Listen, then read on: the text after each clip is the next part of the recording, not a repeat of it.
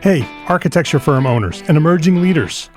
Get ready for unparalleled insight into the development of a world-class architecture firm and a worldwide organization driving the digital transformation of the design and construction industry. With Build Smart, the podcast that's changing how our profession operates. We share the incredible stories behind innovation in the building industry with my friend and co-host, Patrick McLeamy, FAIA, former CEO of the international architecture firm, HOK. You know, Yamasaki's office or firm lasted during his lifetime. And when he passed away, I think that was the end of the Yamasaki office. Helmut did not want that. He wanted a firm that would live out and grow beyond the founders. In Season 1, discover the untold stories behind HOK's meteoric rise, from 150 employees in St. Louis to a powerhouse with over 1,900 staff members and 27 offices worldwide. You know, they weren't as polite as the Kojima people. That was just boom. And anytime you have a creditor, whether it's Kojima or the bank, that wants their money, unless you can raise money someplace else, you are out of business. Bankrupt. And hold on tight for Season 2, where Patrick takes us on a new adventure as chairman of Building Smart International, shaping the future of digital transformation in the design, construction, and operation of built assets. Ian Howell, Ken Harold, and I, Ken was my technical representative from HOK. The three of us took a tour of Europe of 5 cities in 5 days. Very busy time. Simply follow the link in the show notes to subscribe to Build Smart now and uncover lessons that will transform you and your architecture firm.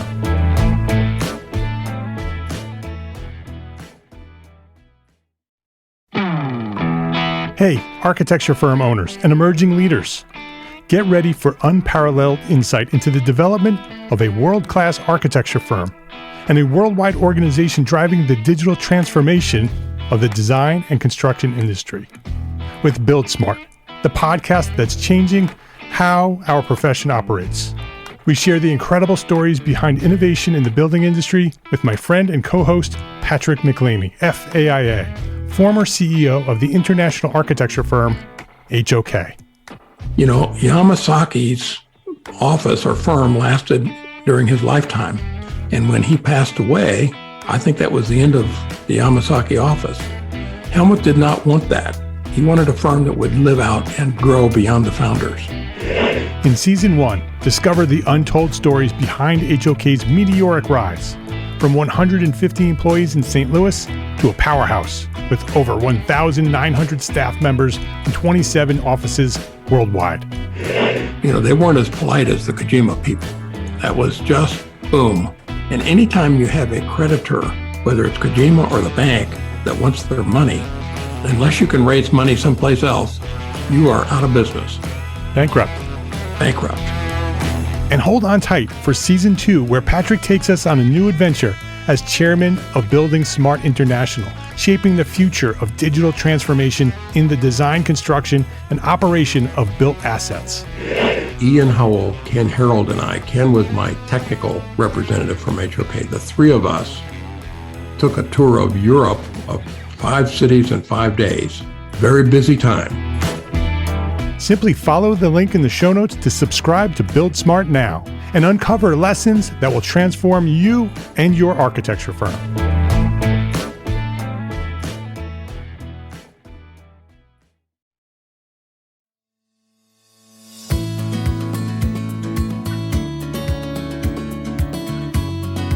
My name is Mark R. LePage, and you are listening to Entre Architect Podcast, where each week I speak with inspiring, passionate people who share their knowledge and expertise, all to help you build a better business as a small firm entrepreneur architect.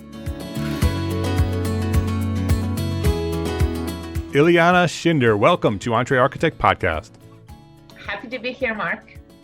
Ileana is an architect based in Washington, D.C., and since opening her architecture studio in 2014, Ileana has designed additional dwelling units that create new spaces for clients and their families to thrive. The affordable housing crisis today can be solved through innovative residential and urban design.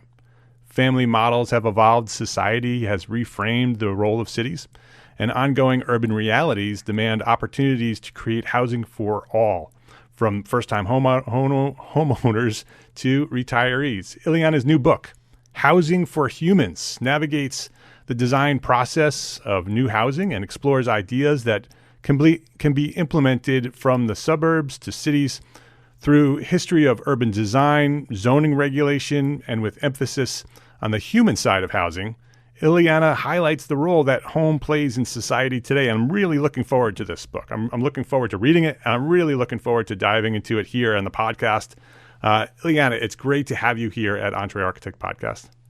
I'm happy to be here. I'm a longtime reader of your group, and I'm very thankful of the group of architects that you've brought together. Thank you. I appreciate you. You've been in the community for a long time. If anybody who is listening doesn't know the Entre Architect community, we have a Facebook group of over 7,400 architects, all architects. It is private. If you want to join us, you can request membership at entrearchitect.com/group.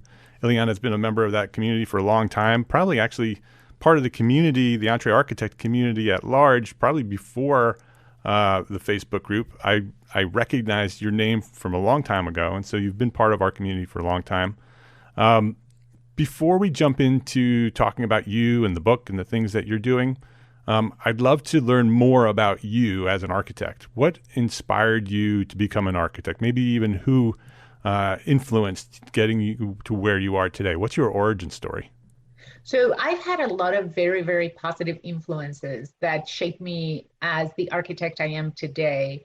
I wish I had a story like most people that can pinpoint it to one event, but I think that the person and the architect I am today has been shaped by my history. I'm from Argentina. I went to school there. But there wasn't one thing. I had different people that inspire me to be an architect. Again, Argentina is a culture where being an architect is not rare. It's just as common as being an accountant or a lawyer or a dentist. Going into architecture, it's a very common service to hire, and it's very common to have a family member, a friend, a neighbor that is an architect. So it doesn't have that rarity that I discovered that in the US, like in America, architects are more like mythological creatures that people don't interact as much. So that's a little bit, it's almost been like the normality of it. Also, my dad's a structural engineer, my uncle was an architect, but that wasn't what made it special because again, it was very common. It's like, hey, my dad, it could be anything else. And it's a normal career. It doesn't have the how can I say, the cachet, or it's like, look, right. I'm a musician or an artist. It's like, I'm just an architect, which is like extremely normal. And then like everyone else, I like to play with Legos. I had one professor in high school that we had a workshop that was very interesting.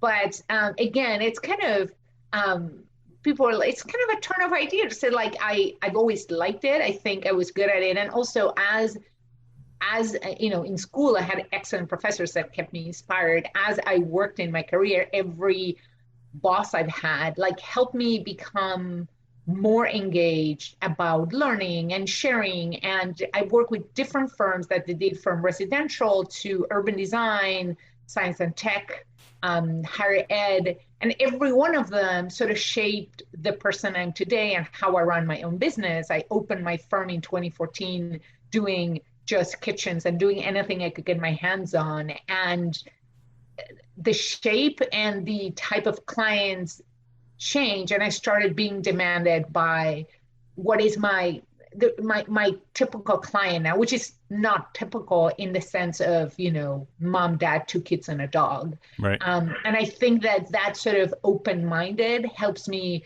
run my business and help me design projects. So, I'm sorry I don't have like the perfect story you could put a picture frame on, but there's a wealth of people around it that, if I were to, I could write a book just about them because there's so many and the anecdotes are so great, from the guy in the city of Washington helping you understand a permit process to, a principal in a firm I worked 10 years ago that taught you the relevance about like having an organized project folder.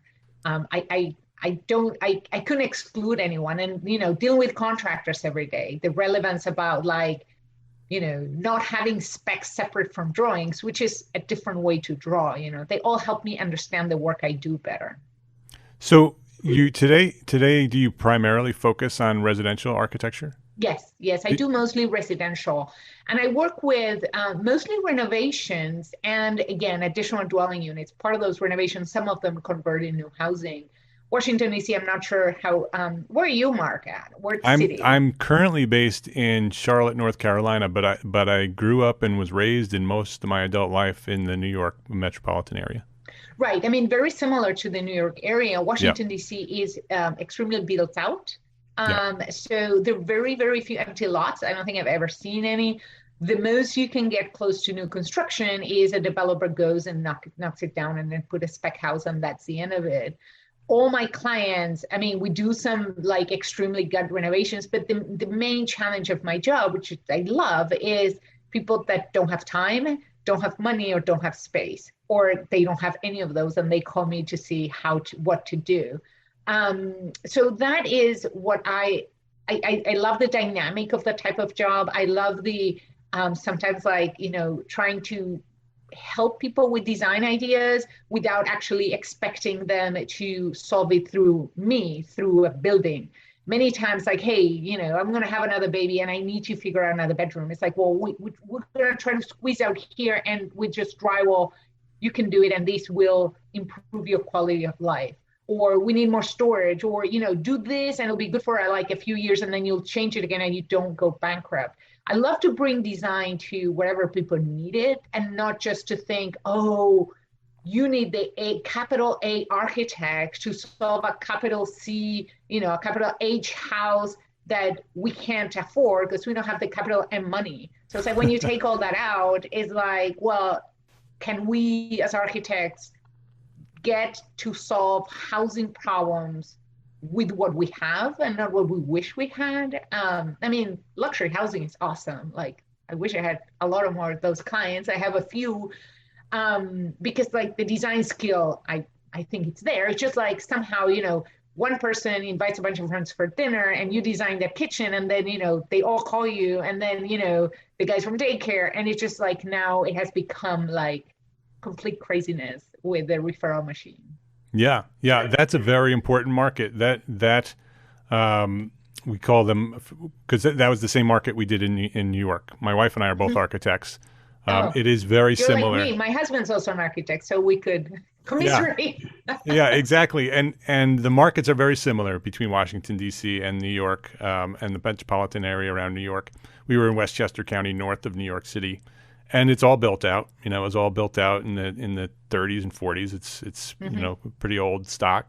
No room for new development. And so our market we called them high-end small projects. And they were exactly what you talked about. They were solving problems for families that were moving from the city out into the suburbs. Right. And also one thing that I had to rethink is how I, as an architect, have to rethink my design process, my marketing process, my sales process, because I can't burden somebody who doesn't have the funds to build with failed marketing practices from the past. So I started breaking down my services and charging very, very small amount of money that I don't end up burning for all the rejected proposals that 10 people didn't want to hire me. I shouldn't make the guy who hires me pay for all those. And also, I don't want to go bankrupt while doing my job. So I started breaking down and offering services that are verbal consultations where I can actually almost draw in chalk what we're talking about. I always broke down the design process where people can think about the phasing of their project, but also the phasing of the fees that unburdens them in case they can't build everything they need at once. So we break down the timeline of the project and the scope and the fees that makes everything affordable for them. Right. So, if they need a car, it's not that we're going for the luxury Mercedes, like, there are a lot of things you can do between, a pair of shoes and a luxury Bentley. We can do as architects to satisfy that vehicle need. But, if we apply it to a house, we can do the same thing. Yeah, it's a great idea to break down the scope and the services and the fees into smaller increments. So people can solve some of the problems they need without having to go all in on a, full architectural services contract and not. Also when I also, one thing I had to do is I noticed that the AIA contract was very expensive to me as a small firm. So I hired a lawyer who's actually my first client. He specializes in working with architects, and he's adorable. He's amazing because he knows how architects tend to do things for free and tends to do things to help clients that it's like becomes a huge liability and becomes a huge cost. So he actually designed the contract that I share with clients that has the same strength than an AIA contract, but it's much easier to understand. It's like normal language. And also I took his, that it was all like very wordy. And I was like, I love the contract, but I like redesign it with a layout that's very, very easy to understand what we're talking about, who the client is, what's the scope, what's the fee, what are the dates. So the client understands what they're getting, but also what they're not getting and what's optional and what is like, they won't be charged until we move to certain phases because, it's a residential client. I had a client once whose the furnace like exploded or something happened and he couldn't do the project and he was all concerned. Like, well, I signed this contract. Well, if you're not going to do the project, just, you pay me for the work that was done and the rest, just call me later. And I think the guy ended up selling the house and called me for his new house. I don't remember what the story was behind it, but my clients have the comfort that there are limits on, it's a flat fee also. I never charge based on the percentage. Like people don't like that. Imagine you go to a restaurant that's like, well, I'm going to charge you for how much you like the cake. Like, no, I want to know how much, and I like cake. I just want to know how much I'm going to pay for this cake. And I think architects, we need to get down to that kind of stuff. We need to see how other businesses are very successful at doing what they do and pick on that. We don't need to reinvent the wheel of everything. And I'm not sure we as architects are trained to do everything right. I mean, we're not very good at business practice, I don't think. Yeah, that's for sure. I mean, we're not trained in architecture school. Very few of us are trained beyond architecture school. Which is exactly why Entre Architect exists, to sort of help architects learn those business practices, the fundamentals, so we can thrive as a profession. So yeah, it's very important. And you have some great ideas. And I think if anybody wanted to reach out to you to talk to you more about those, I'm sure you'd be available to I always love to share things like that. And I always go down to the basics. It's when I was telling you that certain architects were very inspiring. My first question is, what do the drawings say? What does the contract say? If you don't put it in the contract, the other guy is right. If you don't put it in the drawings, the contractor is right. Period. Yeah, that's very good. That's a very good way to look at it. It's sad because like when I was a junior person and an architect, the first thing that the project manager says, what does the drawing say? It doesn't say anything. Then you issue a bulletin. And you issue a bulletin knowing that you were in the wrong. So you learn not to leave anything unknown, like particularly anything that has to do with money. Well, everything has to do with money because it has to do with time.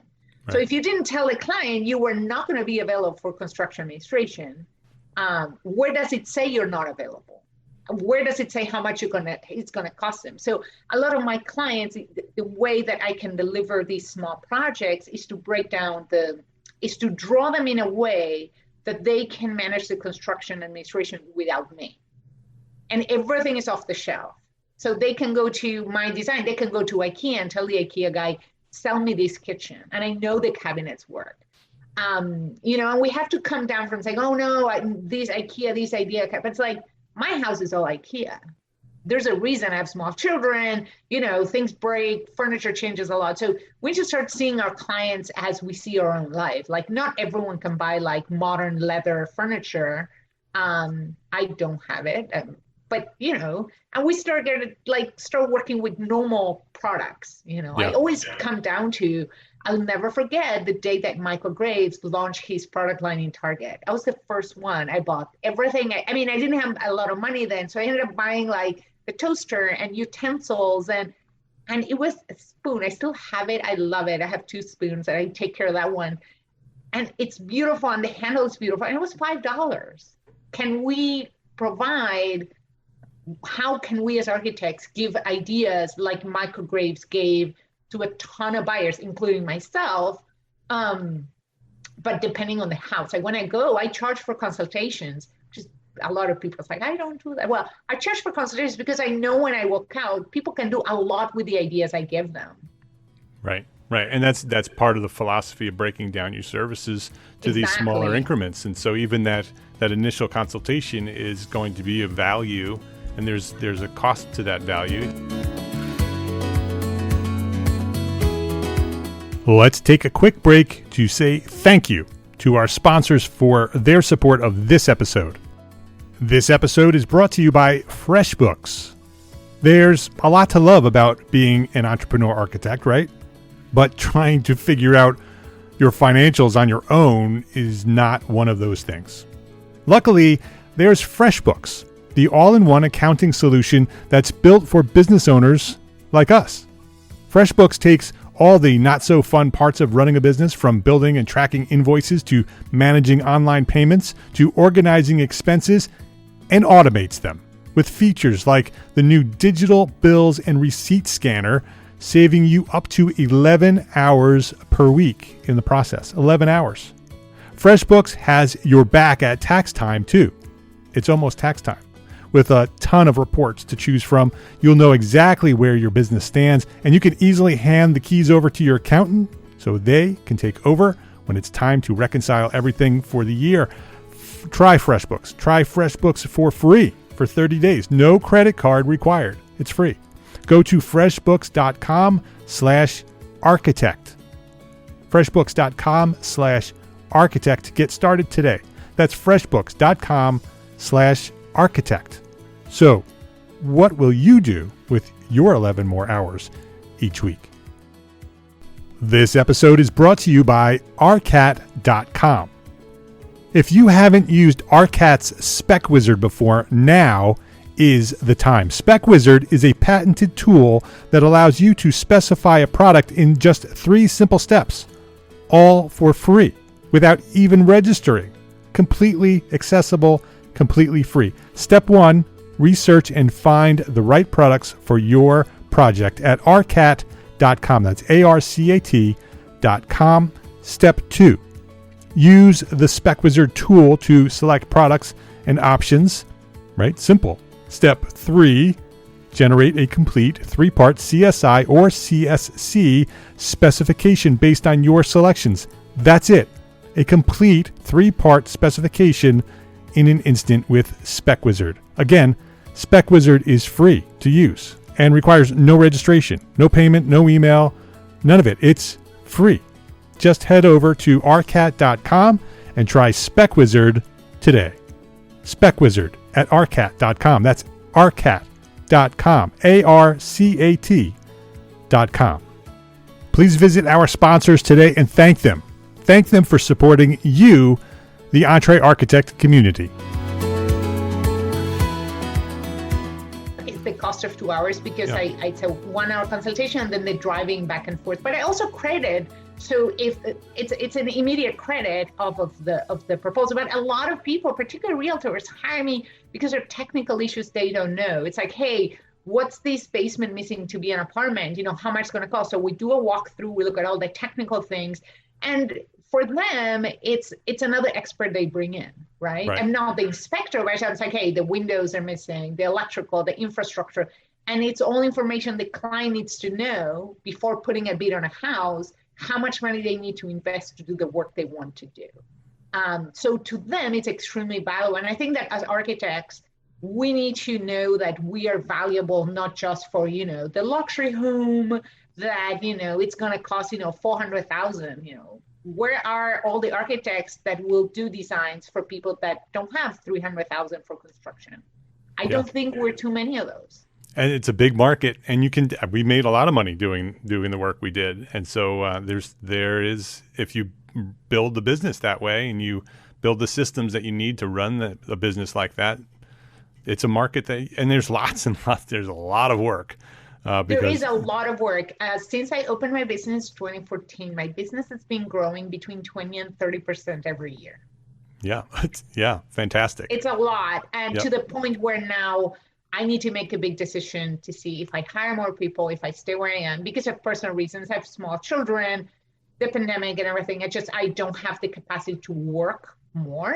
Yeah. And more staff means more work, more clients means more work. And I'm at a point where I need to rethink. And also writing this book made me realize that I'm also interested at sharing what I know. Instead of doing more than what I do now, is to do it differently. So I'm always excited to explore new things. You know, this book has a lot about policy. So how can I make people that don't do architecture, that don't need architecture directly, how can I share what I know? You know, giving talks, talking to realtors, talking to policymakers, writing. So the working more or less hours does shape how I do the work I do. The book is called Housing for Humans. What inspired the book? Why did you write it? Well, it was inspired by this trend that I started seeing. It was a client-inspired book. Is Washington, D.C., like we mentioned before, is all built out in, it's not all, there's still a few lots left out, extremely expensive. But anyways, so there's a big high demand for housing. There's very, very little affordable housing. So in 2016, the city of Washington changed what is the zoning law and made additional dwelling units available by right. So, you know, we had all these basement apartments. We had all these sort of semi-abandoned retail spaces. Washington D.C. has a huge housing stock of townhouses that were built between the 1880 and 1920, but lots, neighborhoods and neighborhoods no end. For the longest time, because the population of Washington was declining, there was no demand to even capture that space for even your own use. Like, why would you go there? I mean, you don't need it. But now with the higher demand, people started occupying the basements as livable space. And people was like, hey, let's make an apartment.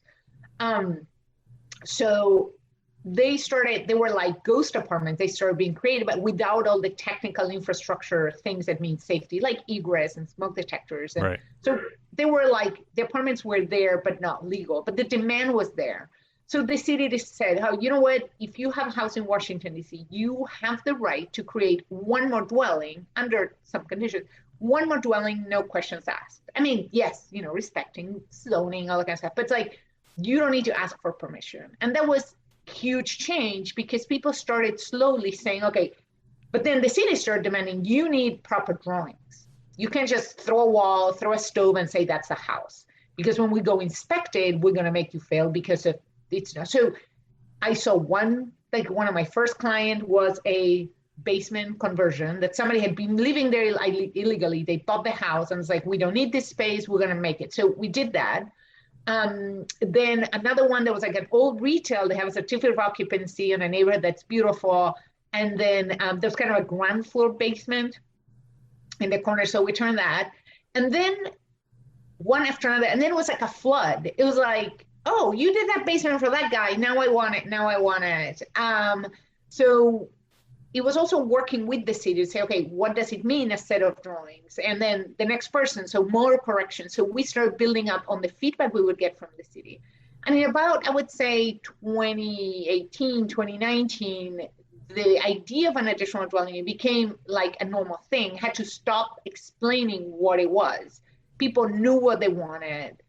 How they want it done. I knew all the technical background, you know, the electrical, plumbing, all the boring stuff, you know, the construction drawings, the permit stuff, code.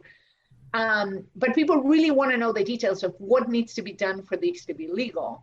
You know, housing costs in DC skyrocketed, and now it's nonstop after the pandemic, and also became a normal thing. Also, I noticed that my clients are not like your typical family. I don't have, you know, yes, I don't have a majority type of client that I would say, oh, I'm going to cater for like married couples with 2 children.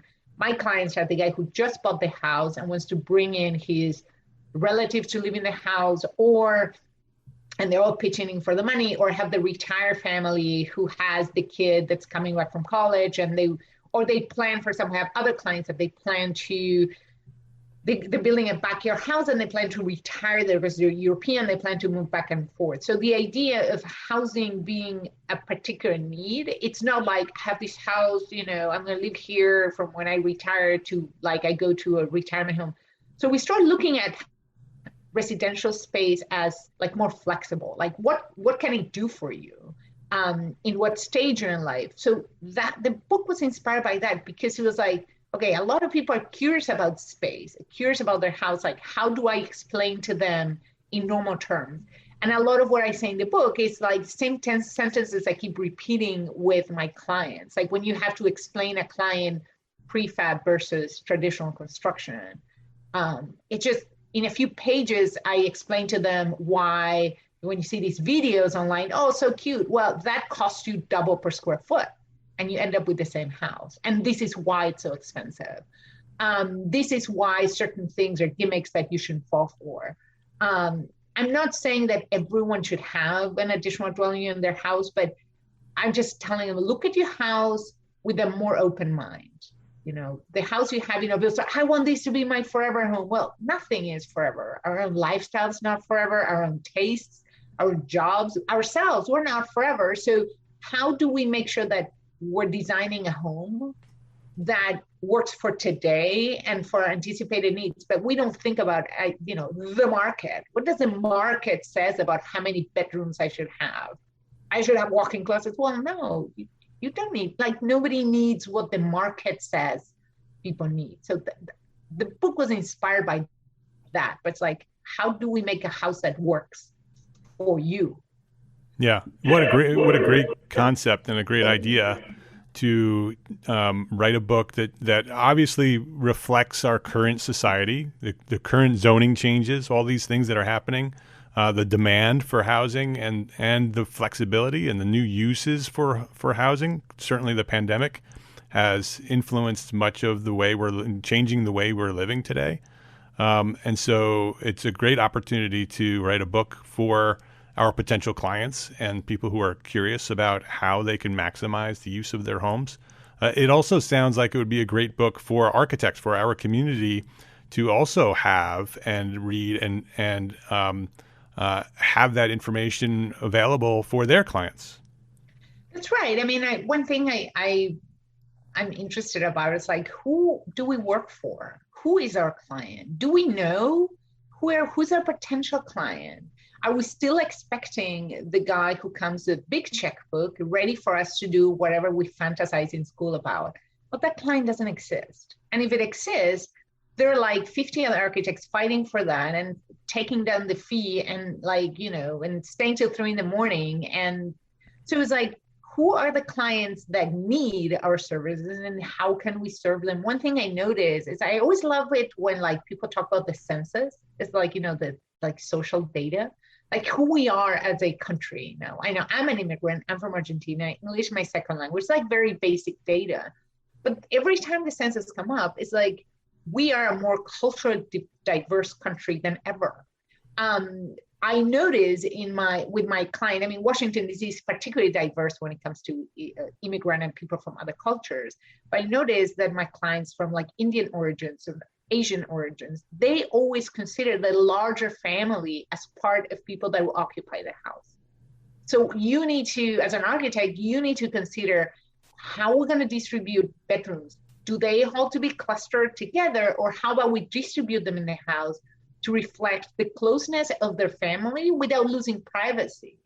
Because, hey, if people from 3 generations are going to live together and those people keep aging and changing and, you know, they'll move in and out of the house as they need. Well, am I designing the right house for the next 10 years? Or in 5 years, they'll be like, I don't, you know, the one who was a little kid, now it's a teenager, and now there's nowhere for him to go because like the aunt lives next door. And then that is what we need to rethink as an architect, how time and culture plays with our client.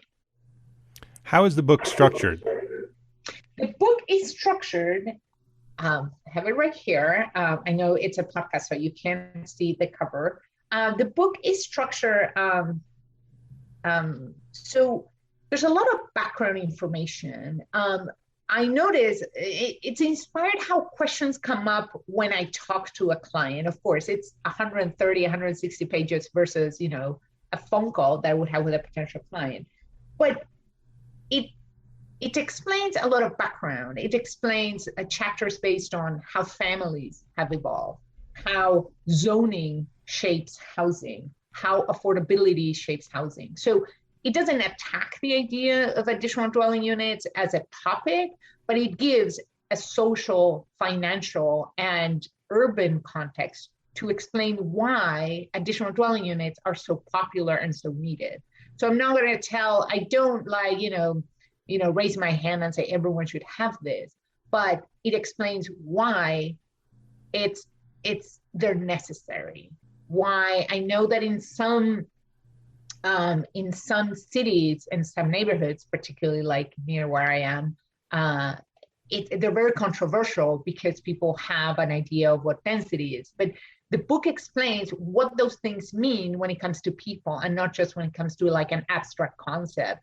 If you talk about affordable housing, people still have the idea of this giant building isolated on the side of the highway, when actually you could distribute the same amount of units in about, 10 blocks in backyards. So, and the buildings are already there. The buildings are abandoned garages are so small that you can't fit a car, or nobody uses covered garages because our cars are not leather top. They're normal cars and they sleep in the front, like against the curb.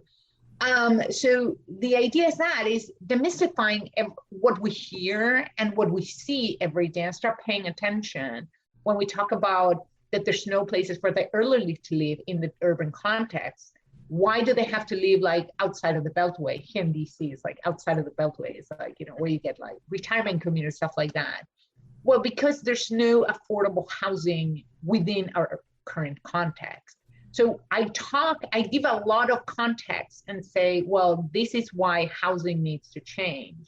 I do focus a little bit as well as like how retail has changed. I mean, of course, I talk about the pandemic because that's when I was writing it. So the data on that, I always say, at the moment I wrote this, but I also put a lot of emphasis on what it means for people when they live in homogeneous, isolated communities. What happens with your neighborhood's dormitory when everyone just sprints at 9 a.m. and you come back at 5 o'clock. So why is the park empty? Because nobody's home. And so an experience I share with that counters that, during the pandemic, everyone was home 24/7. And all the retail, the local neighborhood retail boomed in our neighborhood. It was great. Like a donut shop opened, fortunately 10 blocks from our house, not that close. My first thought was like, these people are suicidal. It's like they have the worst timing to open a shop. What do you know? It's like blocks, like, the line goes out the block, because it shows that when you create housing, I mean, the pandemic was a push, but when you have housing conditions that promote uses of time throughout the day, you support local businesses. So for example, there could be a yoga gym behind someone's backyard and I would walk to it. Instead, if you want to go to yoga, you need to drive somewhere, do yoga and drive back, even if they're all coming from the same neighborhood. So I think that the work from home 2020 and 2021 have been a show that's saying the neighborhood, the houses that we have are okay, but they can be better. Yeah. There's a new way of thinking for everything that we're doing because of the pandemic, and housing is certainly one of those things. I'm looking forward to reading the book. I hope others pick it up and read it as well. I think there's lots to learn. May inspire others to share their ideas and concepts as well. And so I appreciate you for writing that book. Thanks, Mark. It's been a pleasure. It's challenging. A lot of your group also, every time they've had questions or ideas, I was like, why do architects think this way? And made me rethink and question that. I think that we as architects, our goal is to constantly say, why is it like this? Can it be better? From the way a pencil is designed to the way we layer a contract or the way we think about a house. We cannot just sit back and say, I'm done. This is the way it's been. That's like my worst answer. It's like when I ask, why is this way? Because the way it's always been. That's like, no, that we shouldn't fall for that. And it goes for everything. Yeah, that doesn't work anymore. You're talking to the community right now. So I'd love to ask you the one question that I ask everybody here on the podcast. What's one thing that a small firm architect can do today to build a better business for tomorrow?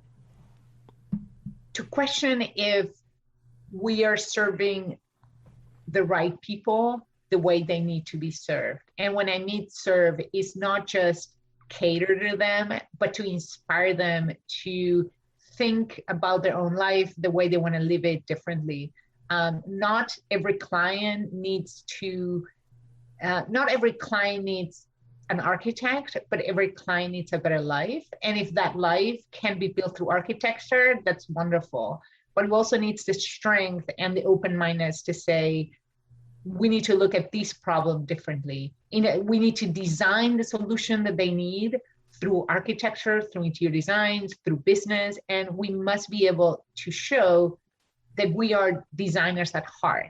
And sometimes the design problem is just a table that you need to remove or rotate, and sometimes the problem is you need a whole new addition. The most challenging and inspired clients are the ones that are missing the part that we wish they had: the budget, the timeline, the space.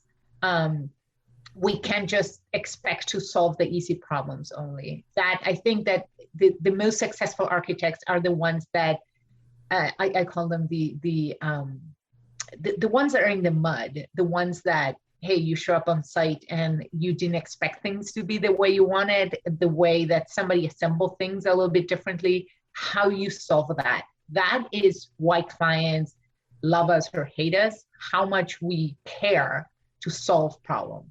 Ileana Schinder is her name. You can check out her website at ileanaschinder.com. We'll have a link to that on the show notes. You can just go to the show notes for this episode and click the link, and you'll be taken to a beautiful website, beautifully redesigned recently. You can learn more about the book there as well. It's called Housing for Humans. You can buy the book at Amazon. It's available right now. We'll have a link to that as well on the show notes. So you can go to the show notes and click the link and buy the book, Housing for Humans. Ileana, thank you not only for joining us here today on the podcast, but thank you for openly and transparently sharing your knowledge with the community of architects that we have, and for spending the time and effort and money on developing and writing this book to share your knowledge with the world. I appreciate you for taking the lead on our issues with housing and looking at the way housing can be done in a different way today. So thanks for writing the book, and thanks for joining me here at Entre Architect Podcast. If you liked this episode of Entre Architect Podcast, please share a rating, write a review. Yep, if you liked this episode, go write about it. Wherever you're listening to this episode, they all have access to a rating or a review. I ask you to do that because that's how other architects will find it. And share this link, the link to this episode, if you liked it. Share it with a friend who may not know what we're doing here at Entre Architect. That's how we've grown over the last 10 years. Yes, 2022 is our 10th year here at Entre Architect Podcast, and that is how we've grown because you share this link with a friend. That's how we've grown to serve thousands more architects just like you. And thank you to our sponsors because we could not do it without them. To sponsors for this episode, FreshBooks and ArtCat, thank you for their support. Links to our sponsors and all the resources we discussed today on this episode are available at the show notes for this episode found at entrearchitect.com/podcast. Entre Architect is a member of Gable Media Podcast Network. Gable Media is curated thought leadership for an audience dedicated to building a better world. Listen and subscribe to all the shows at gablemedia.com. That's GABL media.com. Go check out gablemedia.com. Right now we have 10 podcasts on gablemedia.com, all architecture, engineering, construction. You will love it. It's built for you. Go check it out at gablemedia.com. And coming to Austin this fall, Austin, Texas, this fall of 2022, the Entre Architect Community Annual Meeting. Yes, the first ever live and in-person conference for you, small firm architects. Come hang out with us in Austin this autumn. Visit entrearchitect.com/annual meeting right now to learn more and subscribe for updates. That's entrearchitect.com/annual meeting, our conference for small firms. I hope to see you in Austin. Thank you for listening today. Love, learn, and share what you know.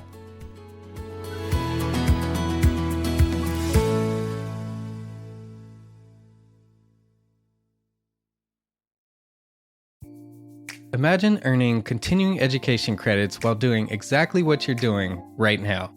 Well, you can. Gable Media has revolutionized the way you earn your continuing education credits with a groundbreaking approach. Forget running around town and scouring the internet for credit-worthy courses. Fulfill your CE requirements effortlessly by listening to engaging podcasts just like the one you're listening to now. Our podcasts are designed to educate, entertain, and inspire, all in a user-friendly environment. But wait, there's more. Architects, Gable Media is also approved as an AIA continuing education services provider. Upon completion, we handle everything, from reporting your hours directly to the AIA to storing your certificates in your personal Gable Media profile for your self-reporting needs. So follow the link in the show notes and start earning your credits in the most innovative and entertaining way possible with Gable Media. Attention architects and creative minds, get ready to supercharge your brand with Build Your Brand, the podcast that's unlocking the secrets of branding success for creatives. Hey there, it's Mark Arlepage, founder of Entre Architect, and I'm inviting you to join my friend, architect marketing expert Jeff Eccles at Build Your Brand podcast, where he explores the captivating stories of the world's top brands and transforms their lessons into powerful moves for small firm architects and creatives like you. In Season 1, Jeff shares the thrilling tale of Southwest Airlines, where he dissects their journey to the summit and distills it into strategies tailor-made for you. It's important to keep in mind that companies like Southwest compete in the real world, just like you, and face real-world challenges, just like you. You might be surprised at how similar those challenges are to the struggles that you grapple with on a day-to-day basis. Don't miss out on your blueprint for success. Subscribe, tune in, and let's build your brand together. You may have noticed that the very best brands in the world are also known for having somewhat unique corporate cultures. That's often the glue that holds everything together when they encounter those rough spots. We don't do it because it inconveniences the passengers to whom we are primarily dedicated, the short haul, frequent flyer. Follow the link in the show notes to subscribe to Build Your Brand today. Remember, no matter the size, the journey's the same. Your brand's journey to the top starts here.